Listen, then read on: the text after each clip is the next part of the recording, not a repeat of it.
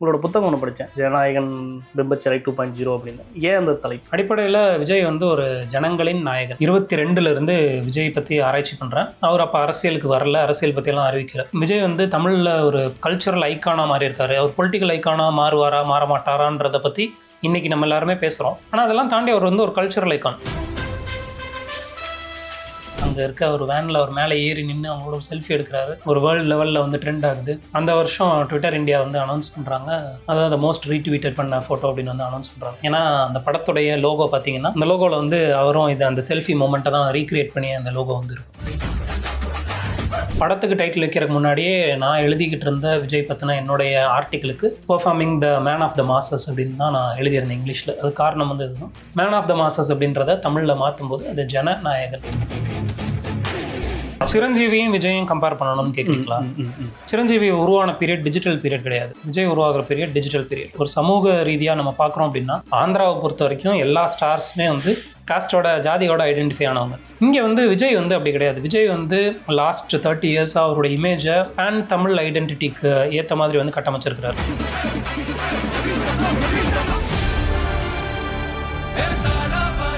மக்களுக்கு நல்லது பண்றதுக்கு அரசியலுக்கு வாங்கடா, கொலை அடிக்கிறது கொலை பண்றதுக்கு அரசியலுக்கு. கலர் கண்ணாடி வாய்ஸ் நேயர்களுக்கு வணக்கம். இன்று நம்மோடு இருப்பவர் எழுத்தாளர் இலியாஸ் முகமது அவர்கள். வணக்கம் பிரதர். வணக்கம். எப்படி இருக்கீங்க? நல்லா இருக்கேன். நீங்கள் எப்படி இருக்கீங்க? நல்லா இருக்கும் பிரதர். இப்போது உங்களோட புத்தகம் ஒன்று படித்தேன், ஜனநாயகன் பிம்பச்சிறை 2.0 அப்படின்னு. ஏன் அந்த தலைப்பு? ஜனநாயகன் அப்படின்றது வந்து என்னோட புத்தகம் வந்து ஜனநாயகன் அப்படின்றது அந்த படத்தில் இருந்து அப்படின்னு நான் எடுக்கல. அடிப்படையில் விஜய் வந்து ஒரு ஜனங்களின் நாயகன், the man of the masses அப்படின்னு நினைக்கிறேன். ஏன் விஜய் வந்து ஒரு மேன் ஆஃப் த மாசஸ் அப்படின்னா, விஜய் எப்போதுமே தன்னை அசோசியேட் பண்ணிக்கிறதே இந்த க்ரௌடோட, அந்த மாஸோட, அதோட தான் தன்னை அசோசியேட் பண்ணிக்கிறார். அதை வந்து நம்ம இன்னைக்கு பார்க்குறது மட்டும் இல்லை. என்னோடய புத்தகத்துடைய தொடக்கமே வந்து நான் நெய்வேலி செல்ஃபியிலேருந்து தான் ஆரம்பிச்சிருப்பேன். நெய்வேலி செல்ஃபி அப்படின்றது தமிழில் நம்ம கவனிக்க தவறிய ஒரு முக்கியமான ஒரு ஒரு ஒரு தமிழ் பண்பாட்டுடைய ஒரு முக்கியமான ஒரு நிகழ்வாக வந்து நான் பார்க்குறேன். அது ஆர்கனைஸ்டாகவும் நடந்திருக்கலாம், இல்லை அது வந்து ஆர்கனைஸ் ஆகாமல் சாதாரணமாக மக்கள் அவருடைய ரசிகர்களே அவங்களே வந்து கூடவும் செஞ்சுருக்கலாம். ஆனால் ஏதோ ஒரு வகையில் ஒரு நடிகர், ஒரு அரசியல் தலையீடு வந்து ஏற்படுது. அதாவது இன்கம் டேக்ஸ் ரெய்டு வந்து வராங்க. இன்கம் டேக்ஸ் ரெய்டுக்கு எதிராக அவருக்கு வந்து ஆதரவாக மக்கள் வந்து கூடுறாங்க. மக்கள்னால் அவருடைய ரசிகர்கள் வந்து கூடுறாங்க. அந்த ரசிகர்களுக்காக அவர் வந்து ஒரு அங்கே நின்றுட்டு இருந்த ஒரு வேனில், எதுவுமே பிளான்டு கிடையாது இல்லை, அங்கே இருக்க ஒரு வேனில் அவர் மேலே ஏறி நின்று அவங்களோட ஒரு செல்ஃபி எடுக்கிறாரு. அந்த செல்ஃபி வந்து ஒரு வேர்ல்டு லெவலில் வந்து ட்ரெண்ட் ஆகுது. அந்த வருஷம் ட்விட்டர் இந்தியா வந்து அனௌன்ஸ் பண்ணுறாங்க, அதாவது most retweeted photo of the year அப்படின்னு வந்து ரீட்வீட் பண்ண ஃபோட்டோ அப்படின்னு வந்து அனௌன்ஸ் பண்ணுறாங்க. இது எல்லாமே வந்து இங்கே பண்பாட்டு ரீதியாக இங்கே ஏற்பட்டிருக்கிற ஒரு மாற்றத்தை வந்து சொல்லுது அப்படின்னு நினைக்கிறேன். எப்படி இந்த சமூகத்தை பார்க்கணும் அப்படிங்கிற அளவுகோல் வந்து மாறி இருக்குது அப்படின்றத வந்து இதிலேருந்து புரிஞ்சுக்கணும் அப்படின்னு நினைக்கிறேன். படமும் அவரும் அதிலிருந்து தான் எடுக்கிறாரு அப்படின்னு நினைக்கிறேன். ஏன்னா அந்த படத்துடைய லோகோ பார்த்தீங்கன்னா, அந்த லோகோவில் வந்து அவரும் இது அந்த செல்ஃபி மூமெண்ட்டை தான் ரீக்ரியேட் பண்ணி அந்த லோகோ வந்து இருக்கும். படத்துக்கு டைட்டில் வைக்கிறதுக்கு முன்னாடியே நான் எழுதிக்கிட்டு இருந்த விஜய் பற்றின என்னுடைய ஆர்டிக்கிளுக்கு performing the man of the masses அப்படின்னு தான் நான் எழுதியிருந்தேன் இங்கிலீஷில். அது காரணம் வந்து இதுதான். மேன் ஆஃப் த மாசஸ் அப்படின்றத தமிழில் மாற்றும்போது அது ஜனநாயகன். இந்த ஜனநாயகன் அப்படின்றது ஜனநாயகம் அப்படிங்கிற இந்த மக்களாட்சி அப்படின்ற அந்த பொருள்லேருந்து வந்து எடுக்கல. இது அந்த மேன் ஆஃப் த மாசஸ் அப்படின்ற அந்த பொருள்லேருந்து எடுத்தது தான். அப்புறம் பிம்பச்சிறை 2.0 அப்படின்றது, நம்ம பிம்பச்சிறை அப்படின்றது ஒரு பிரபல ஆய்வாளர், மூத்த ஆய்வாளர் மறைந்த எம்எஸ்எஸ் பாண்டியன் அவர் எழுதின ஒரு புத்தகம், பிம்பச்சிறை அப்படின்ற புத்தகம். த இமேஜ் ட்ராப் அப்படின்ற புத்தகம். அது வந்து 92 வந்து ரிலீஸ் ஆச்சு. எம்ஜிஆருடைய லைஃப்பை பற்றின ஒரு புத்தகம். எம்ஜிஆர் எப்படி ஒரு இமேஜை உருவாக்குனாரு, அந்த இமேஜ் எப்படி சாதாரண சாமானிய மக்கள்கிட்ட வந்து எப்படி வேலை செஞ்சுது அப்படின்ற ஒரு புத்தகம் அது. அதில் எம்ஜிஆருடைய படங்களை பற்றி பேசியிருப்பார், அந்த படங்கள் உருவாக்கின வேல்யூஸை பற்றி பேசியிருப்பார், சாதாரண மக்கள்கிட்ட எம்ஜிஆரை பற்றி புலங்கின கதைகளை பற்றி பேசியிருப்பார். இது எல்லாமும் சேர்ந்து எப்படி எம்ஜிஆர் உருவாக்குன எம்ஜிஆருடைய அந்த ஆட்சி காலம், அந்த 10 வருஷம் ஆட்சி காலம் எப்படி ஒரு இருண்ட ஆட்சி காலமாக இருந்தது, அதுக்கு இடையில இருக்கிற முரண்பாடு என்ன, கான்ட்ராடிக்ஷன் என்ன அப்படிங்கிறத வந்து எம்எஸ்எஸ் பாண்டியன் அவரோட புக்கில் வந்து ஐடென்டிஃபை பண்ணியிருப்பார். அந்த பிம்பச்சிறை அப்படின்றது வந்து ஒரு, இப்போ நான் எழுதுகிற ஒரு புக் வந்து it's a blend of academia and journalism. நான் ஒரு அகாடமிக்காகவும் இருக்கேன், ஒரு ஜேர்னலிஸ்டாகவும் இருந்திருக்கேன். அப்படின்றதுனால அது ரெண்டையும் பிளெண்ட் பண்ணி எழுதுகிறோம், அது ரெண்டையும் கம்பைன் பண்ணி எழுதுகிறோம். அப்படின்றதுனால ஒரு ஜேர்னலிஸ்டிக்கான ஒரு டைட்டில் அதான் ஜனநாயகன் அப்படின்றது. இப்போ ஜேர்னலிஸ்டிக்காக அதை நினச்சி அந்த புத்தகத்தை படிக்க வர்றவங்க வந்து அவங்கள நம்ம கொஞ்சம் ஃபில்டர் பண்ண வேண்டியதாக இருக்குது. ஏன்னா அவங்க வேறு மாதிரி அதை நம்பிடக்கூடாது, எடுத்துக்கக்கூடாது. அப்படின்றதுனால பிம்பச்சிறை 2.0 அப்படின்றது வந்து வைக்கிறோம். அதுதான் புத்தகத்துடைய தலைப்புக்கான காரணம். பிம்பச்சிறை அப்படின்றது எம்ஜிஆர் எப்படி நடந்ததோ அதே தான் விஜய்க்கு நடந்ததா அப்படின்னா அது இல்லை அப்படின்றத என்னோட புத்தகத்தில் நான் பேசியிருக்கேன். இன்னைக்கு இருக்கிற பிம்பச்சிறை விஜய்க்கு மட்டும் பொருந்துமா, அது அவருடைய கான்டெம்பரரிஸாக இருக்கிற மற்ற அரசியல்வாதிகளுக்கும் பொருந்துமா அப்படிங்கிறதையும் என்னோட புத்தகத்தில் நான் விரிவாக பேசியிருக்கேன். திட்டமிட்டே வந்து விஜய் பற்றி இந்த நேரங்களில் அரசியலுக்கு வந்திருக்காருன்றதுக்காக எடுக்கணும்னு எடுத்தீங்களா, இல்லை முன்னாடியே ரொம்ப நாளாகவே இந்த விஷயத்தெல்லாம் நோட்டீஸ் பண்ணிட்டு இருந்தீங்களா? இது ஒரு புதிய பரிமாணமாக இருக்குது, இப்போ இருக்கிற ஜென்சி கிட்டெல்லாம் ஓரளவுக்கு விஜயை பார்த்துட்டு இருக்காங்க அப்படின்றதுக்காக இது பண்ணீங்களா, இல்லை சமூகத்தில் இது புதிய அந்த ஒரு கல்ச்சரை உருவாயிருக்குன்றதுக்காக இது டிசைட் பண்ணீங்களா? விஜய் அப்படின்றவர் வந்து ஒரு அடிப்படையில் ஒரு ஸ்டார்.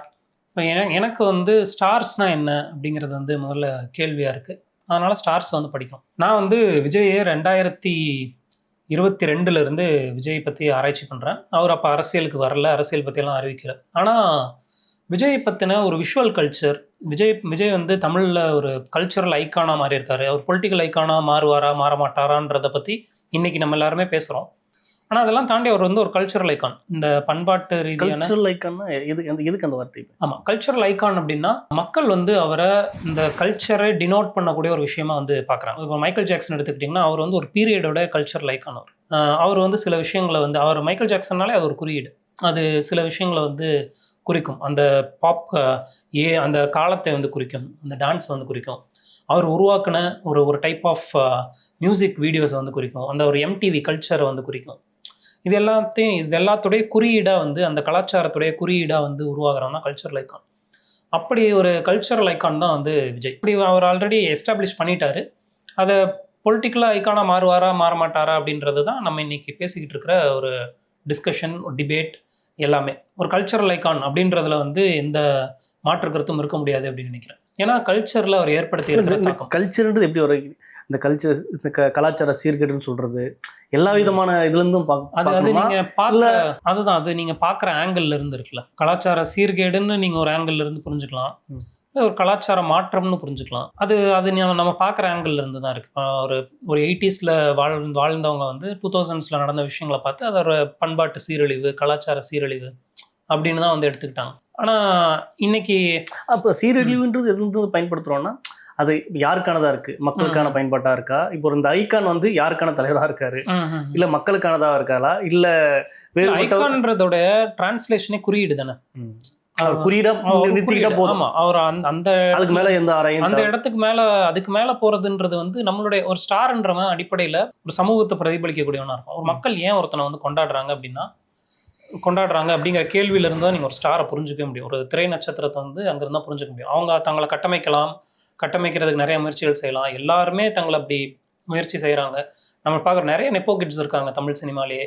அவங்கள உருவாக்குறதுக்கு ட்ரை பண்ணியிருக்காங்க. ஆனால் அவங்க ஒரு ஸ்டாராக வந்து உருவானது கிடையாது. அவங்க ஒரு ஆக்டராக இருப்பாங்க, ஒரு பர்ஃபார்மராக இருப்பாங்க, ஒரு பேங்கபிள் ஸ்டாராக வந்து உருவாயிருக்க மாட்டாங்க. இந்த ஸ்டாராக உருவாக்கிட்டு தான் அடுத்து கல்ச்சுரல் ஐக்கானெல்லாம் மாற முடியும் அப்படின்னு நினைக்கிறேன். அதான் அது ஒரு கலாச்சார சீர்கேடு, ஒரு கலாச்சாரம் அழிஞ்சு போச்சு அப்படின்னு நினைக்கிறவங்களும் இருக்காங்க.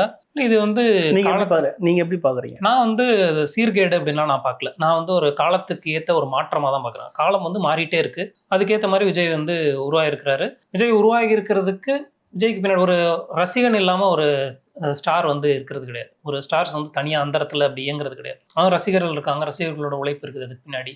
ரசிகர்கள் தங்களுடைய நேரத்தை வந்து செலவிடுறாங்க. இன்றைக்கி டிஜிட்டல் பீரியடில் வந்து அவங்களுடைய ஃப்ரீ லேபரை வந்து கொடுக்குறாங்க. ஒரு டிஜிட்டல் லேபரை வந்து ஃப்ரீயாகவே வந்து செஞ்சு கொடுக்குறாங்க. அப்புறம் அவங்களுடைய எமோஷனல் லேபரை வந்து கொடுக்குறாங்க. இப்போ விஜய்க்காக குழந்தைகள் வந்து டிவிக்கேன்னு கத்துறாங்கன்னா அது ஒரு எமோஷனல் லேபர் தானே. அது நீங்கள் காசு செலவு பண்ணி தெருவில் போய் பிரச்சாரம் பண்ணிக்கிட்டு இருக்கிற திமுக காரங்களை பார்த்து இந்த குழந்தைங்க வந்து டிவிக்கேன்னு கத்துறாங்க. அது வந்து ஒரு இம்பேக்ட் தானே. அது கல்ச்சுரலி ஏற்பட்ட ஒரு விஷயம் தானே. கல்ச்சுரலி ஒரு மாற்றம் ஏற்பட்டு தானே அந்த குழந்தைங்க போய் பண்ணுறாங்க. அவங்க டெலிபரேட்டாக அவங்களுக்கு போய் யாரும் திணிக்கிறது இல்லைல்ல, சொல்கிறது இல்லைல்ல. அப்போது இது எல்லாத்தையுமே வந்து சீர்கேடாக பார்க்குறீங்க, சீரழிவாக பார்க்குறீங்கன்னா அதுக்கு நீங்கள் சரியான இதுதான் சரி அப்படின்னு ஒரு அளவுகோல் வச்சு அதுக்கு கீழே இது போயிருச்சு அப்படின்னு நீங்கள் பார்க்குறதா ஒரு மாற்றம் காட்டணுன்றீங்களா? ஆமாம். இல்லை அப்படி நீங்கள் சொல்கிறீங்கன்னா அது சீரழிவு அப்படின்னு எடுத்துக்கலாம். நான் என்ன நினைக்கிறேன்னா, இது வந்து டெக்னாலஜிக்கலி டிஜிட்டலி நம்ம மாறி இருக்கோம், டெக்னாலஜிக்கலி மாறி இருக்கோம். இங்கே ஏற்கனவே ஒரு கல்ச்சர் இருந்திருக்கு. அந்த கல்ச்சர் மேலே இங்கே இருக்கிற புதுசாக சில முதலீடுகள் வந்து வருது. அது மேலே அந்த முதலீடுகளை வழிநடத்தக்கூடிய நிர்வாகம் செய்யக்கூடிய ஒரு அரசியல் வந்து நடக்குது, ஒரு அரசு வந்து நடக்குது. அந்த ஒரு அரசுக்கு வேறு விதமான சில நலன்கள் உருவாகுது. அந்த நலன்களின் அடிப்படையில் அந்த அரசு வந்து சில விதமான வழிமுறைகளையும் நடைமுறைகளையும் நெறிமுறைகளையும் உருவாக்குது.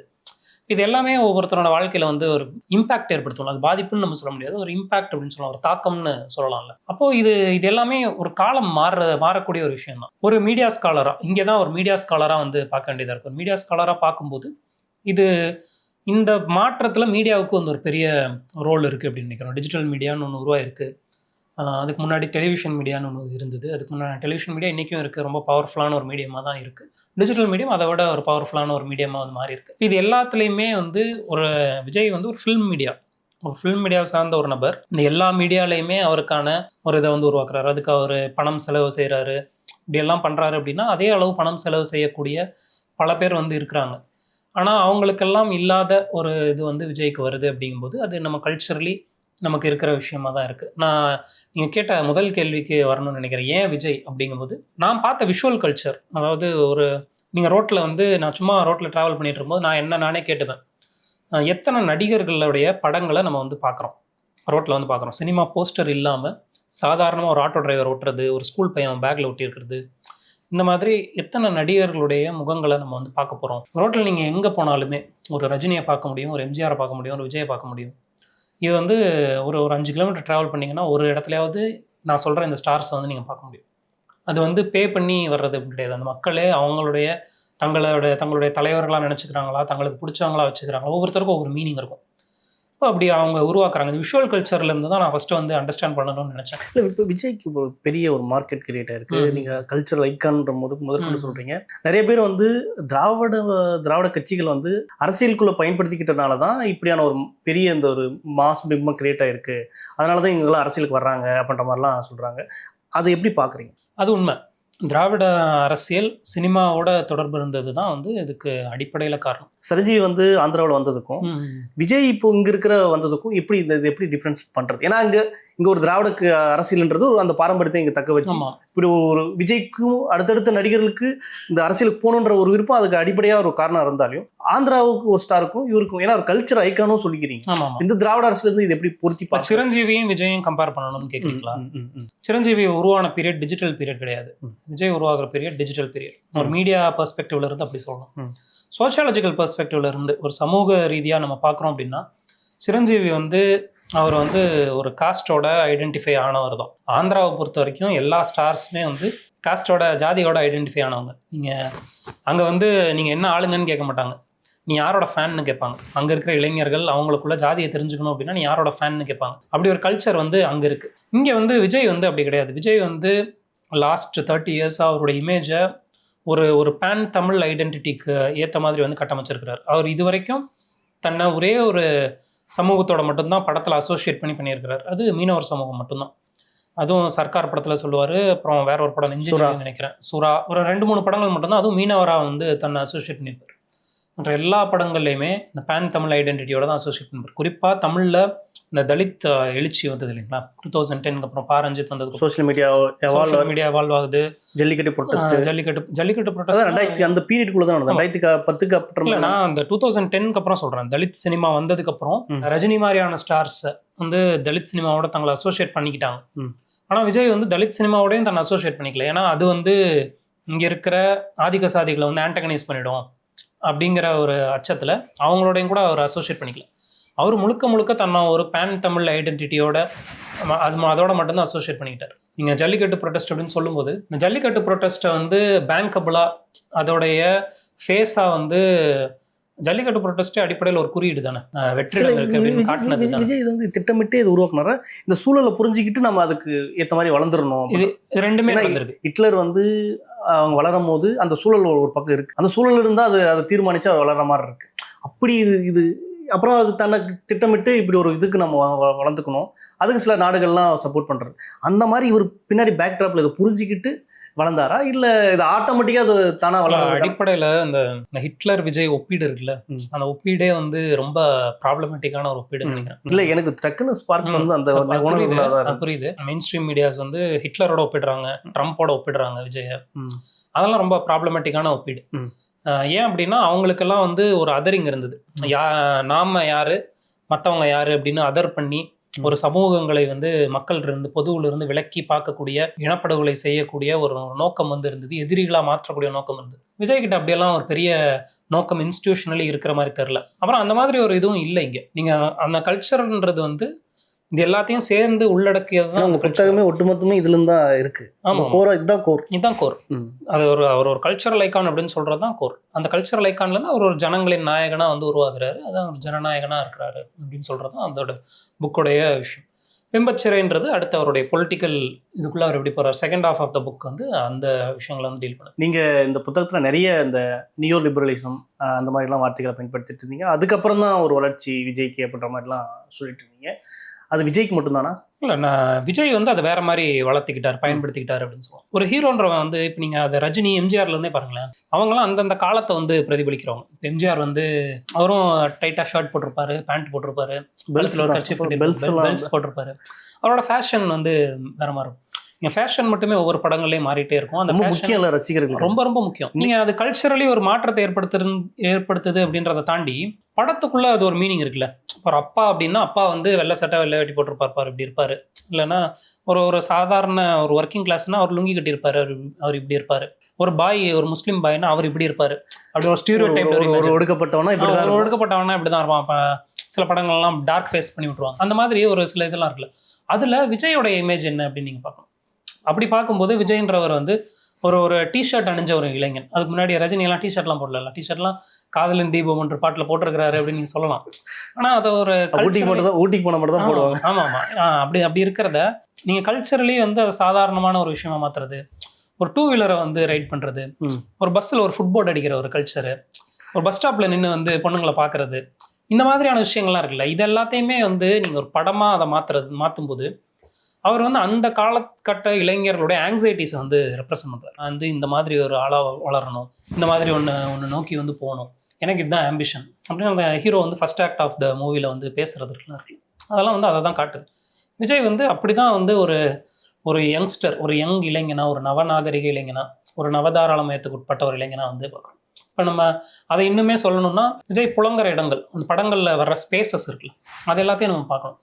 இப்போ ரஜினி படங்களில் ரஜினி எந்த மாதிரியான ஸ்பேசஸில் இருப்பார்னா, ஒரு ரோட்டில் இருப்பார், அவர் ஒரு ஆட்டோ டிரைவராக இருக்கிறாருன்னா அதுக்கேற்ற மாதிரி ஒரு ஸ்பேஸில் இருப்பார், டாக்ஸி டிரைவராக இருக்கிறாருன்னா அதுக்கேற்ற மாதிரி ஒரு ஸ்பேஸில் இருப்பார். அப்படி இருக்கும்போது விஜய் எந்த மாதிரியான ஸ்பேசஸில் இருக்கிறாருன்னு பார்த்தீங்கன்னா, அவர் வந்து நியோ லிபரலிசம்னால உருவான ஸ்பேசஸில் வந்து இருப்பார்.